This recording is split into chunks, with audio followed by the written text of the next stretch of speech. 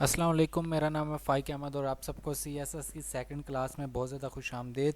जैसे कि मैं पिछले लेक्चर में आप सबको इस सीएसएस का इंट्रोडक्शन और उसका ओवरव्यू को दे चुका हूं और मैं आपको बता चुका हूं कि किस तरह से हम वीएसएस में सीएसएस करेंगे और इनलाइन इंटरनल और एक्सटर्नल सीएसएस क्या होती है।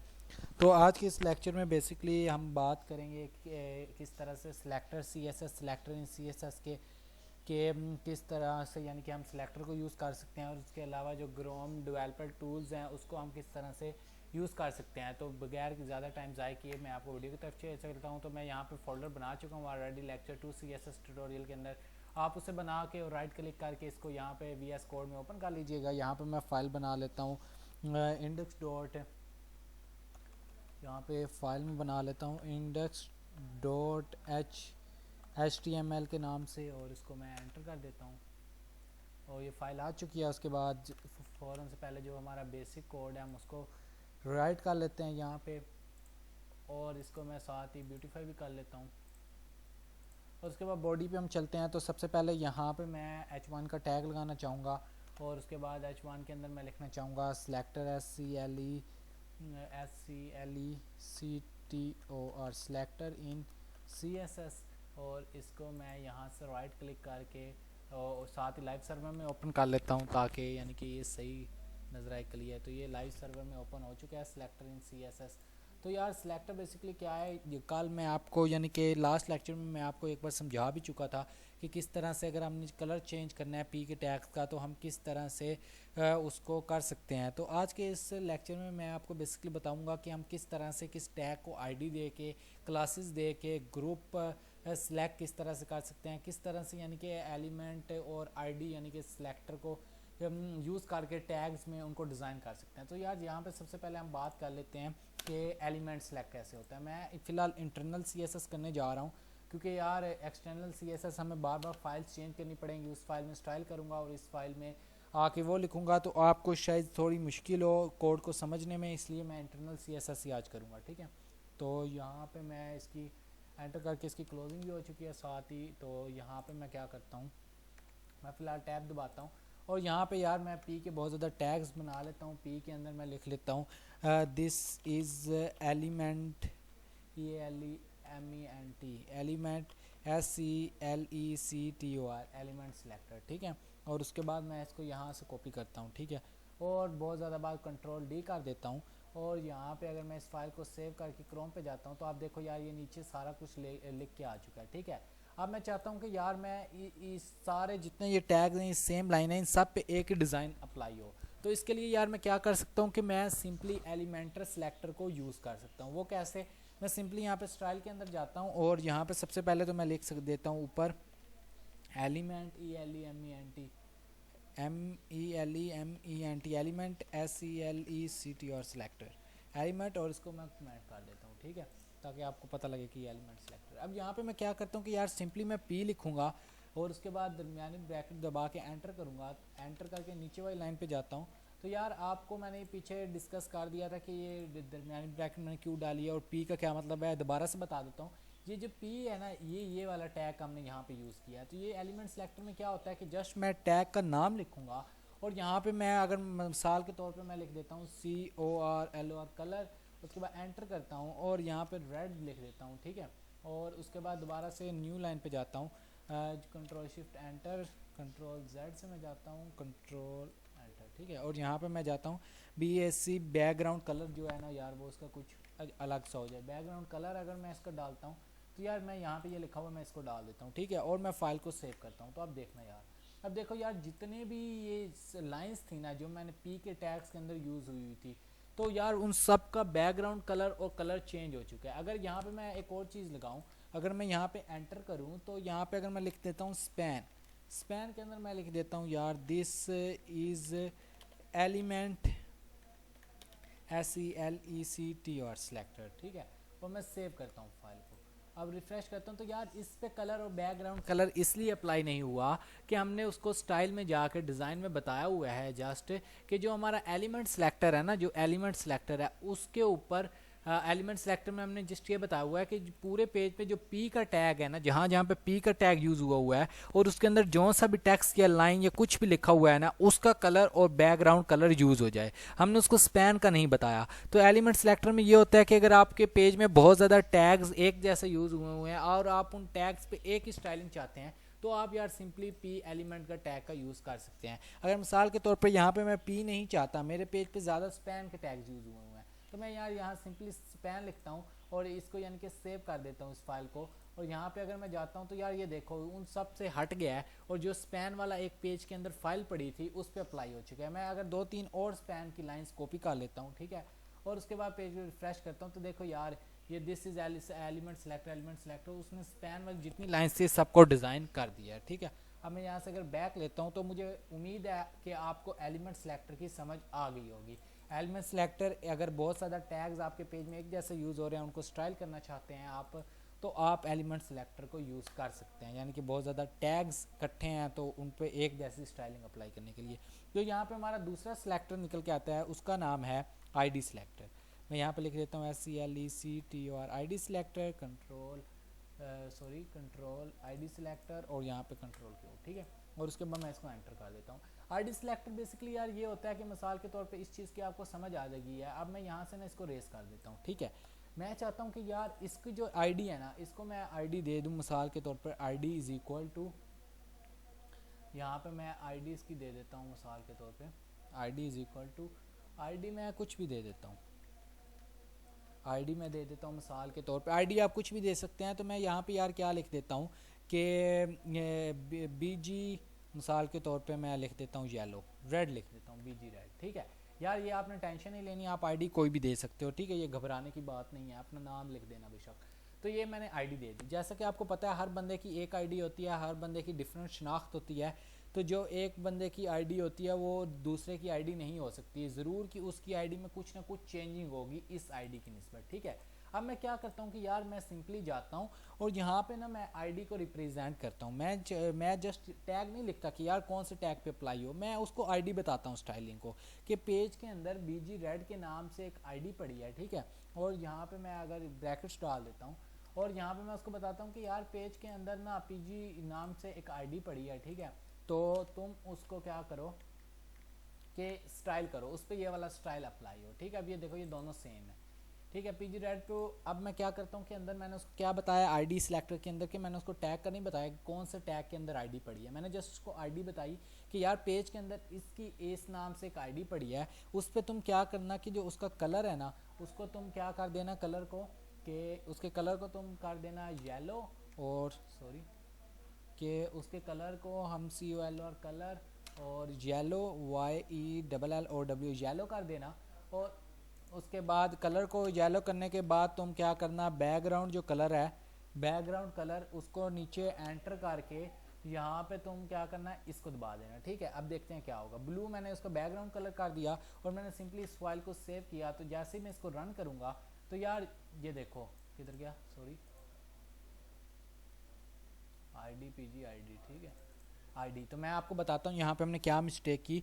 जो मैंने आपको HTML के लेक्चर के अंदर समझाया था कि जो आईडी होती है ना, जब हम उसको डिज़ाइन करते हैं या उसको जब हम CSS के अंदर रिप्रेजेंट करते हैं वो हैश से रिप्रेजेंट करते हैं, और जब हम क्लास को यूज़ करते हैं तो उसको हम डॉट से यूज़ करते हैं। तो यहाँ पे मैंने आईडी को रिप्रेजेंट किया, तो मैं यहाँ पे स्टार्ट में क्या सिंपली लगा देता हूँ हैश, ठीक है। मैं दोबारा अगेन रिपीट करता हूँ, आईडी को हम CSS के अंदर हैश से रिप्रेजेंट करते हैं और क्लास को हम रिप्रेजेंट करते हैं डॉट से। अब मैंने हैश कर दिया। अब मैं इस फाइल को सेव करता हूँ तो यार ये देखो येलो कलर उसका हो चुका और उसका जो बैकग्राउंड था वो ग्रे हो चुका, ठीक है। तो यार ये बेसिकली इसके पीछे सिनेरियो था, ठीक है। अगर आप आईडी लगाना चाहते हो और आप चाहते हो कि यार ये जो टैग्स है ना, ये वाले सारे पी के टैग्स, यानी कि अगर आपके पास 5 पी के टैग्स हैं या 5 एक जैसे टैग्स हैं, आप चाहते हो कि 4 पे एक जैसी स्टाइलिंग अप्लाई हो, जबकि जो एक है ना वो सबसे यूनिक हो, चाहे वो आपकी हेडिंग है चाहे वो आपका फुटर है। तो आप क्या करोगे, सिंपली यार 3 पे सीधा सीधा लगा दोगे आप क्या कहते हैं एलिमेंटर सेलेक्टर, जिससे वो जो 3 सारे होंगे उनको क्या कहते हैं सब पे सेम स्टाइलिंग अप्लाई हो जाएगी। जबकि जो लास्ट वाला होगा जिसको आप यूनिक बनाना चाहते हैं उसको आप सिंपली एक आईडी दे दोगे कोई सी भी, और उसको ऊपर हैश से रिप्रेजेंट कर दे, उसकी स्टाइलिंग कर दोगे। तो मुझे उम्मीद है आपको आईडी की सिलेक्टर की भी समझ आ गई होगी। अब हम चलते हैं अपने तीसरे सिलेक्टर की तरफ जिसको हम कहते हैं क्लास सिलेक्टर। तो यहाँ पे मैं लिख देता हूँ class SELECTOR selector control Q, ठीक है, और उसके बाद मैं एंटर करता हूँ। अब यार क्लास सिलेक्टर क्या होता है? क्लास सिलेक्टर ऐसी चीज़ होती है जैसे कि अब आपने एलिमेंटर सिलेक्टर को आपने कहा कि P है, ठीक है, P का टैग है पूरे पेज में 500 मान लो, ठीक है, 500 मान लो P के टैग्स हैं। अब आपने क्या ऊपर लिखा, सिर्फ एलिमेंटर सिलेक्टर में P जितने टैग्स हैं उनका ये स्टाइलिंग अप्लाई हो जाए। अब जो P के टैग्स हैं उन पे अप्लाई हो जाएगा, लेकिन अब क्या आप मान लो कि 500 P के टैग हैं और 500 ही स्पैन के टैग हैं। आप चाहते हो कि जो P के टैग और 500 स्पैन के टैग हैं यानी कि टोटल 1000 टैग हैं उन पर सेम स्टाइलिंग अप्लाई हो, जबकि ये तो ऐसा नहीं कर सकता। आपको 2 बार एलिमेंटर सिलेक्ट करना पड़ेगा, एक बार आप P का लिखोगे और एक बार आप क्या लिखोगे स्पैन का, यानी कि इस तरह आप करके इस लाइन को कॉपी करके और P की जगह क्या लिख दोगे स्पैन। तो यार इससे अच्छा एक मैटर है कि हम सिर्फ यही 2 लाइनें लिखें और यहाँ पे कुछ ऐसा करें कि यार पूरे बिचक 1000 स्पैन क्यों 1000 क्या कहते हैं P के टैग्स उन सब पे स्टाइलिंग अप्लाई हो जाए। तो उसके लिए हम यूज़ करते हैं क्लास को। वो कैसे? मिसाल के तौर पे अब मेरे पास यहाँ पे एक स्पैन का पड़ा है, मैं इसको चेंज करता हूँ और यहाँ पे इसको मैं कर देता हूँ P और यहाँ पे मैं इसको कर देता हूँ और यहाँ पे मैं इसको कर देता हूँ अगेन से P, ठीक है, इसको मैंने P कर दिया और मैं अगेन कंट्रोल D करता हूँ और इसको कॉपी करता हूँ और इसको कर देता हूँ कंट्रोल V, ठीक है, और इसको कर देता हूँ कंट्रोल V। अब मैं चाहता हूँ कि यार ये जो है ना स्पैन ये वाला P और ये जो थर्ड लास्ट है, ठीक है, यहाँ पे अगर मैं इनको सेपरेट करके आपको दिखाऊँ, यहाँ पे अगर मैं लगा दूँ ID SELECTOR selector control Q और ID सिलेक्टर ये हो गया और उसके बाद यहाँ पे मैं एंटर कर देता हूँ और यहाँ से ID सिलेक्टर का आपको मैं समझा चुका हूँ। तो यहाँ पे मैं एंटर करता हूँ और यहाँ पे मैं लिख देता हूँ क्लास सिलेक्टर, ठीक है, SELECTOR सिलेक्टर कंट्रोल Q दबाने से अब ये देखो, ठीक है। अब मैं चाहता हूँ कि यार ये जो 3 है ना, 2 स्पैन के हैं, एक P के है। अब मैं चाहता हूँ कि यार चाहे P के 1000 टैग हों चाहे स्पैन के 1000 टैग हों, 2000 टैग पे मैंने सेम डिज़ाइन अप्लाई करना है। तो मैं किसका मदद करूंगा? मैं एलिमेंट की बजाय मैं क्लास को यूज़ करूंगा। वो कैसे? जैसे हमने ID को यूज़ किया, मैं सेम क्लास को वैसे यूज़ करूंगा, क्लास इज इक्वल टू दबा के, और क्लास भी आप कोई सी भी दे सकते हैं, आपकी मर्जी है, ठीक है। तो मैं यहाँ पे क्या लिख देता हूँ PG प्राइमरी, ठीक है, आप कुछ भी लिख देना यार, मैं आपको बता रहा हूँ, आप नाम लिख देना बेशक, वो मैं आपको आगे बताऊंगा कि ये ऐसी चीज़ें लिखना क्यों ज़रूरी है, लेकिन अभी हम बिगिनिंग में हैं। तो यार आप जस्ट क्या करना कि क्या कहते हैं जो मर्ज़ी आपके दिल में आप वो लिख देना, ठीक है। अब मैं क्लास इसको भी यही क्लास दे देता हूँ और इसको भी यही क्लास दे देता हूँ, ठीक है। मैं आपको दोबारा रिपीट कर रहा हूँ, आप यहाँ पे अपना नाम भी लिख सकते हो, क्लास में ID के अंदर भी अपना नाम लिख सकते हो। तो अभी आप शुरू में है तो आप बस यही समझ लो कि किस तरह से ये लगता है, ठीक है, तो ज़्यादा टेंशन की बात नहीं है। तो यहाँ पे यार अब मैं क्या करता हूँ, सिंपली मैं यहाँ पे क्या करता हूँ कि मैं इसको दबाता, मैं यहाँ पे क्या लिखता हूँ, मैं उसको बताता हूँ। मैंने आपको दोबारा बताया था कि ID को हम रिप्रेजेंट करते हैं हैश से, जबकि हम उसको रिप्रेजेंट करते हैं जो होता है हमारे पास क्लास, उसको डॉट से। तो मैं सबसे पहले यहाँ पे डॉट लगाता हूँ,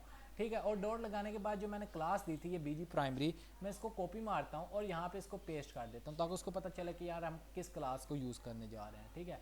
उसके बाद मैं स्पेस दबा के अगर यहाँ पे ब्रैकेट्स दबाता हूँ और एंटर करता हूँ, तो यार अब देखो क्लास को गर्ज नहीं है कि क्लास स्पैन वाले टैग में है या P वाले टैग में है, उसको बस हमने स्टाइलिंग अब ये पता है कि भाई इस पेज में ये क्लास पड़ी है और जिस जहाँ ये क्लास पड़ी है मुझे वहाँ वो वाली ये क्या कहते हैं स्टाइलिंग अप्लाई कर देनी है। मेरे कहने का ये मतलब है कि अगर मैं यहाँ पे जो इसका कलर है COL और कलर, इसको मैं एंटर करूँ और कलर को मैं यार कुछ भी कर देता हूँ, यहाँ से मैं मिसाल के तौर पे ये कर देता हूँ, ठीक है, और उसके बाद मैं दोबारा से यहाँ पे एंटर करता हूँ और जो बैकग्राउंड कलर है इसका जो दूसरे नंबर पे आ गया, एंटर करता हूँ और बैकग्राउंड कलर फुल ग्रीन कर लेता हूँ। तो अब क्या होगा कि इसको जब मैं सेव करूँगा फाइल को और जब इसको ओपन करूँगा क्रोम में, तो इसको मैं ओपन करूँगा क्रोम में, तो यार यहाँ पे देखो जिसको मैंने क्लास दी हुई थी वो स्टाइलिंग अप्लाई हो चुकी है, ठीक है।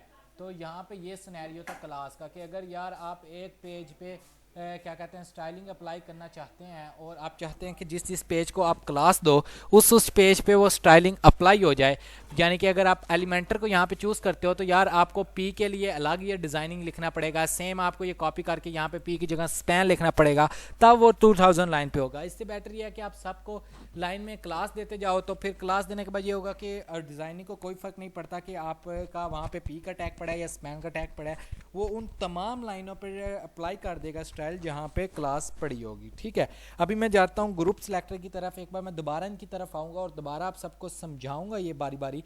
अभी फ़िलहाल मैं चलता हूँ यार इसके ग्रुप सेलेक्टर की तरफ। ठीक है, तो यहाँ पे जाता हूँ ग्रुप सेलेक्टर और यहाँ पे देखो यार ये स्टाइलिंग अप्लाई हो चुकी है क्लास की। अभी हम बात कर लेते हैं ग्रुप सेलेक्टर की। ठीक है, तो मैं सेम इसी लाइन को कॉपी मारता हूँ एक बार यहाँ से और इसको मैं एंटर करता हूँ और यहाँ पे पेस्ट कर देता हूँ। ठीक है, और यहाँ पे मैं क्या लिख देता हूँ, ग्रुप सेलेक्टर, ग्रुप सेलेक्टर। ठीक है, ग्रुप सेलेक्टर लिखने से क्या होगा कि अब यहाँ पे मैं क्या करता हूँ, यहाँ पे भी मैं एक और लाइन इसको कॉपी करता हूँ और कंट्रोल C दबाता हूँ और यहाँ पे मैं इसको कर देता हूँ यहाँ पे इसको मैं कर देता हूँ नीचे पेस्ट, कंट्रोल V। ठीक है, और यहाँ पे मैं इस कोड को ब्यूटीफाई कर लेता हूँ 1 मिनट में, फॉर्मेट डॉक्यूमेंट और ठीक है क्लास सेलेक्टर, और ये जो क्लास सेलेक्टर था इसको मैं एंटर करता हूँ और यहाँ पे मैं क्लास की जगह क्या लिख देता हूँ, ग्रुप। ठीक है, अब मिसाल के तौर पे यार आप चाहते हो कि ना आपके पास दो चीज़ें पड़ी है, मिसाल के तौर पे मैं यहाँ पे कुछ भी ले लेता हूँ, हेडर, मिसाल के तौर पे मैं हेडर का टैग लगाता हूँ। ठीक है, और उसके अंदर मैं क्या लिखता हूँ, this is header, this is HEADR header. ठीक है, और यहाँ पे मैं सेम क्या करता हूँ, अप्लाई एंटर करता हूँ और यहाँ पे मैं लिख देता हूँ फुटर। ठीक है, उसके बाद मैं एंटर करता हूँ और लिख देता हूँ दिस इज़ फुटर। ठीक है, और फुटर लिखने के बाद मैं कहता हूँ कि यहाँ पे जो स्टाइलिंग है ना, दिस इज़ हेडर और दिस इज़ फुटर, मैं चाहता हूँ कि यार इन दोनों पे ना सेम एक ही स्टाइलिंग अप्लाई हो। तो आप चाह रहे होगे यार हम क्लास यूज़ कर लेंगे, आप क्लास भी यूज़ कर सकते हैं। आप चाह रहे होंगे मैं एलिमेंट को 2 बार यूज़ कर लूँगा, आप एलिमेंट सेलेक्टर को भी यूज़ कर सकते हो, आपकी मर्ज़ी है। लेकिन मैं आपको ग्रुप सेलेक्टर का कॉन्सेप्ट बताना चाह रहा हूँ तो मैं वो क्लियर कर देता हूँ। उसके बाद सेलेक्टर में आपकी मर्ज़ी है, आपको जो ईजी लगे आप उसको यहाँ पर यूज़ कर लेना। तो यार मैं क्या करूँगा, मैं ग्रुप सेलेक्टर के पास जाऊँगा और मैं उसको बताऊँगा भाई हमारे पेज में एक पड़ा है हेडर नाम का टैग, और इस पर कोमा डालूंगा और उसको बताऊंगा यार जो दूसरा टैग है वो है फुटर का टैग। ठीक है, वो कहेगा ओके, मैं उसको पकड़ लूँगा, उसके बाद मैं इसको एंटर करूँगा और मैं इसको सिंपली बोलूँगा यार हेडर फुटर का टैग वहाँ पड़ा है, तुम क्या करना कि उसका जो कलर है ना उसको तुम एंटर करके कर देना, क्या कहते हैं, एंटर करके फुल ये पिंक कर देना ताकि थोड़ा यूनिक लगे। और उसके बाद मैं उसको कहूँगा जो तुम उसका बैकग्राउंड कलर है ना उसको तुम कर देना मिसाल के तौर पे ग्रे। ठीक है, तो ये मैं उसको बता दिया। अब देखते हैं क्या होता है। अब मैं जाता हूँ पेज में, तो यार ये देखो दिस इज़ हेडर का कलर उसने वो कर दिया और जो दिस इज़ फुटर था उसका कलर उसने चेंज कर दिया, ये सेम कर दिया। तो ये ग्रुप सेलेक्टर है। मिसाल के तौर पे अगर आप हेडर और फुटर का एक जैसा कलर चाहते हो तो आप यार इसको यूज़ कर सकते हो। ठीक है, तो ये आपकी मूड पे डिपेंडेंट है। अब मैंने आपको सारे सिलेक्टर का एक बार दोबारा से समझा देता हूँ। एलिमेंट सिलेक्टर इसलिए यूज़ होता है कि यार आपके पेज में पी के 500 टैग पड़े हैं और आप चाहते हैं कि उन टैग पे एक जैसी स्टाइलिंग अप्लाई हो, तो आप पी के सिलेक्टर को यूज़ करके उस पर स्टाइल कर सकते हैं। उसके बाद आईडी सिलेक्टर में ये होता है कि यार आपके पास मान लो 500 पी के सिलेक्टर पड़े हैं टैग, लेकिन आप चाहते हो कि यार जो 499 है ना उन पे एक जैसी स्टाइलिंग अप्लाई हो, और जो लास्ट वाला है ना, ये जो फ्रंट पहले नंबर वाला है, उस पर मैं स्टाइलिंग थोड़ी यूनिक करना चाहता हूँ। तो आप सिंपली क्या करोगे यार, उसको कोई सी भी आईडी दे दोगे और ऊपर आईडी को हैश से रिप्रेजेंट करके CSS में उसकी स्टाइलिंग कर दोगे। ठीक है, अब आप चाहते हो कि यार आपके पास 500 टैग पड़े हैं क्या कहते हैं पी के, और 500 ही टैग पड़े हैं आपके पास स्पैन के, और आप चाहते हो कि यार उन 1000 के 1000 टैगों पे एक ही जैसा यानी कि मिसाल के तौर पे यूज़ हो। ठीक है, कलर। तो उसके लिए आपको क्या करना पड़ेगा, एक तो ये है कि आप पी को लिए इस तरह अलग लिख लें और सेम इस लाइन को कॉपी करके पी की जगह पे स्पैन लिख दें, तब भी वो अप्लाई हो जाएगा। लेकिन एक और तरीका ये है कि आप सिंपली क्लास दें उसको, जिस लाइन को आप कॉपी एक जैसे डिज़ाइनिंग देना चाहते हैं डिफरेंट टैग्स को, उसको कोई सी भी क्लास दें और उसको यहाँ पे डॉट से रिप्रेजेंट कर दें, अंदर कोई भी स्टाइलिंग अप्लाई कर दें तो वो स्टाइलिंग अप्लाई हो जाएगी। ग्रुप सेलेक्टर ये है कि यार अगर आपके पास 2 टैग हैं और आप उनको कॉमन रखना चाहते हैं तो आप दोनों टैग्स के नाम लिखें, हेडर फुटर, और उनको स्टाइलिंग अप्लाई करें और यार वो स्टाइल अप्लाई हो जाएगा। तो यार ये कुछ सिलेक्टर्स के कॉन्सेप्ट थे। ठीक है, तो यहाँ पे अब यार मैं फ़ौरन से पहले आपको जो गूगल डेवलपर टूल्स हैं ना उनके बारे में थोड़ा ओवरव्यू दे देता हूँ। ठीक है, अब यार आप एक तो स्टाइलिंग इस तरह से कर सकते हो। ठीक है, मिसाल के तौर पे आप एक और वे से स्टाइलिंग कर सकते हो। वो किस तरह से यार, आप यहाँ पे मिसाल के तौर पे ये जो मैंने आईडी सेलेक्ट की थी ना, इस पे आपने राइट क्लिक करना है। कोई सी भी लाइन ऐसी जिसको आप स्टाइल करना चाहते हो उस पर आपने सिंपली क्या करना है, राइट क्लिक। आई रिपीट, कोई सी भी ऐसी लाइन जिसको आपने स्टाइल करना है उस पर आपने क्या करना है, राइट क्लिक। और उसके बाद जो लास्ट पे ये वाला है ना इंस्पेक्ट, इस पर आपने क्लिक कर देना है।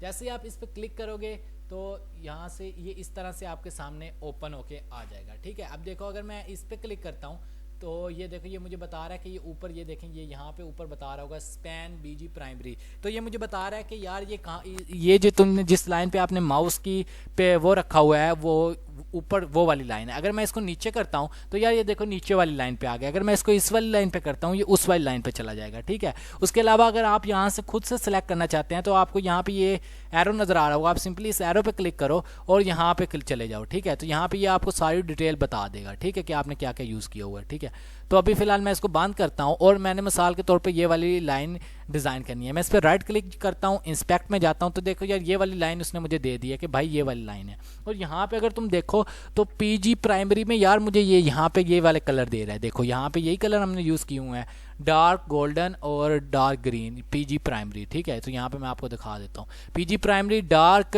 वो रोड और डार्क ग्रीन, इस तरह को दोनों कलर यूज़ हुए हैं। देखो अब आप चाहते हो कि यार आप बार बार विजुअल वीएस कोड में ना जाओ और यहीं पे आप सारी स्टाइलिंग कर लो और जो आपको फिर इसको यहाँ से फाइनल करके आप वहाँ पे जस्ट पेस्ट करो और आपकी स्टाइलिंग अप्लाई हो जाए, तो आप ऐसे भी कर सकते हो यार। मिसाल के तौर पे यहाँ पे तुम क्लिक कर लो और यहाँ पे तुम लिख दो मिसाल के तौर पे इसका जो बैकग्राउंड बॉर्डर है ना, BORDER बॉर्डर क्लिक करने के बाद इसको एंटर करोगे तुम और बॉर्डर तुम डाल दोगे रेड मिसाल के तौर पे। ठीक है, तो अब ये रेड अप्लाई नहीं हुआ। क्यों नहीं हुआ? कि क्योंकि यहाँ पे यार क्या कहते हैं मैंने यही चेंज किया। अब यहाँ पे अगर मैं इसको रिमूव करता हूँ, रुको बॉर्डर नहीं देते हम कुछ और दे लेते हैं लाइन के हिसाब से। तो यार मैं यहाँ पे इसका जस्ट कलर ही चेंज करके दिखाता हूँ तुम्हें। ये देखो ये सारी लाइन कलर, क्लास का क्यों कलर चेंज हुआ है? क्योंकि ये क्लास दी हुई है। तो यार मैं इसको क्लास को छोड़ता हूँ, तुम लोग कन्फ्यूज़ हो रहे होगे मुझे पता है। तो मैं यार सिर्फ एक सिंगल वाली लाइन को पिक करता हूँ।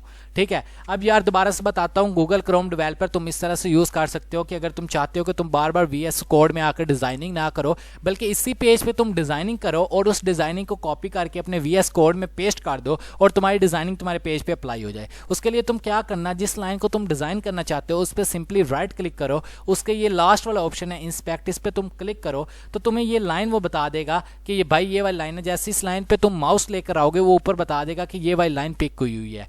और उसके बाद तुम यहाँ पे अगर साइड पे देखोगे, ये देखो PG रेड और ये बता रहा है कि यार ये वाली कलर देखो इसका येलो ही है और बैकग्राउंड इसका ग्रे ही है। अब मिसाल के तौर पे यार मैं अगर समझो मिसाल के तौर पे मैं इसका कलर चेंज करना चाहता हूँ तो मैं कलर इसका यहीं से चेंज कर लेता हूँ। ठीक है, मैं इसके कलर के मिसाल के तौर पे फुल ये कर देता हूँ, यानी कि यहाँ से फुल ब्लैक। ठीक है, मैं इसके कलर को फुल ब्लैक कर देता हूँ। अब ये ब्लैक हो गया। अब मैं कहता हूँ यार ये स्टाइल अच्छा है, यही स्टाइल अप्लाई हुआ हो तो मैं क्या करता हूँ कि मैं अगर अब पेज को रिफ़्रेश करता हूँ ना, यहाँ पे ये मसला है कि जैसे मैं पेज को रिफ़्रेश करूँगा Ctrl+R तो पेज देखो अभी वो स्टाइलिंग गायब हो जाएगी। तो यहाँ पे डेवलपर ऑप्शन का ये मसला है कि जैसे ही आप पेज को रिफ़्रेश करोगे ना तो यार जो आपकी चीज़ें होंगी ना वो दोबारा वापस आ जाएंगी। तो इसका बेस्ट तरीका ये है कि मिसाल के तौर पर आपने स्टाइलिंग करनी है ना तो आप सिंपली इसको बैकग्राउंड ये जो ब्लैक किया आपने इस पर टिक कर दो और उसके बाद क्या करो कि ये जो बैकग्राउंड वाली लाइन है इसको सिंपली कॉपी मारो, यहाँ से Ctrl+C करो और उसके बाद यहाँ पे आपने देख लेना कि आपने किसकी बैकग्राउंड लाइन को चेंज किया है। तो हमने इस वाली को किया है तो मैं सिंपली इसको रेस करके यहाँ पे इसको पेस्ट करके सेव कर दूंगा फाइल को। अब देखो अब ये देखो ब्लैक हो चुका है। अब अगर मैं इसको रिफ्रेश भी करूं तो यार ये देखो ये नहीं गायब होगा। तो ये इस तरह से हो सकता है कि अगर आप डेवलपर ऑप्शन में डिज़ाइनिंग करके उसको VS कोड में उस लाइन की डिज़ाइनिंग में पेस्ट कर दें जो यहाँ पे आपने किया है, जैसा कि मैंने आपको अभी करके दिखाया, तो आपकी डिज़ाइनिंग अप्लाई हो जाएगी। तो ये एक बेस्ट वे है कि अगर आप पहले प्रीव्यू करना चाहते हैं डिज़ाइनिंग का कि यार यहाँ पे कौन सी बेस्ट है और आप दोबारा VS कोड में जाके फाइल को सेव नहीं करना चाहते बल्कि एक बार यहाँ से कलर वगैरह फाइनल करके वहाँ जाना चाहते हैं, तो ये जो डेवलपर टूल है ये आपके लिए बहुत ज़्यादा अच्छी साबित होगी। इसके अलावा यार आप कुछ कहीं भी जा सकते हो। मिसाल के तौर पर अगर मैं Gmail पे चला जाता हूँ, अगर मैं Gmail पे नहीं जाता, अगर मैं चला जाता हूँ यहाँ पे कहीं पे भी, यानी कि मिसाल के तौर पे मैं मान लो चला जाता हूँ बूटस्ट्रैप की कोई मैं फ़ाइल खोल लेता हूँ। ठीक है, तो मैं खोल लेता हूँ बूटस्ट्रैप 4।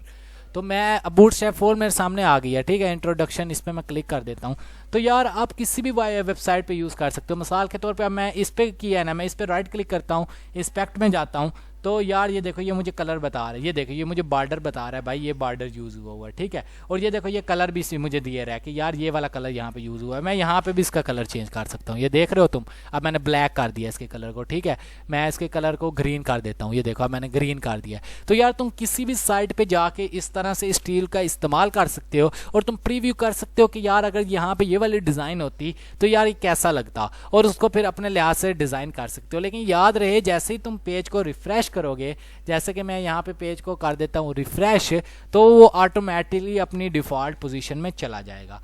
तो ये बस इसलिए गूगल ने डेवलपर टूल निकाला है कि आप अपनी वेबसाइट का प्रीव्यू कर सकें और आपको बार बार अपने कोड में जाके देखना ना पड़े कि यार आपने अभी पिंक लिखा है तो आपको पिंक अच्छा नहीं लगा, आप फिर कोड में आओ, फिर रेड लिखो, फिर अगली बार ग्रीन लिखो। तो उससे अच्छा ये है कि आप इस डेवलपर टूल का यूज़ करो, यहाँ से सारे कलर सेलेक्ट कर लो और एक बार ही डिज़ाइनिंग अच्छी करके अपनी तरफ से फुल तैयार करके उसको यहाँ से कॉपी करके सिंपली अपने कोड में पेस्ट कर दो, जो कि मैंने आपको करके दिखाई है। तो उम्मीद है आपको चारों सिलेक्टर्स की भी समझ आ गई होगी और आपको गूगल डेवलपर टूल का भी यानी कि समझ आ गई होगी, ठीक है। तो अगर आपका कोई भी सवाल हो तो आप मुझे कमेंट सेक्शन में ज़रूर पूछ सकते हैं, मैं आपको ज़रूर फ़ौरन रिप्लाई करूँगा। और इसके अलावा अगर आपको वीडियो अच्छी लगी हो तो वीडियो को लाइक करो और प्लेलिस्ट को भी लाइक करो, और उसके अलावा चैनल को सब्सक्राइब कर लो ताकि आपको कोई भी ट्यूटोरियल मिस ना हो। आप मिलते हैं नेक्स्ट वीडियो में, तब तक के लिए अपना ख्याल रखना आप सारे। अल्लाह हाफिज़।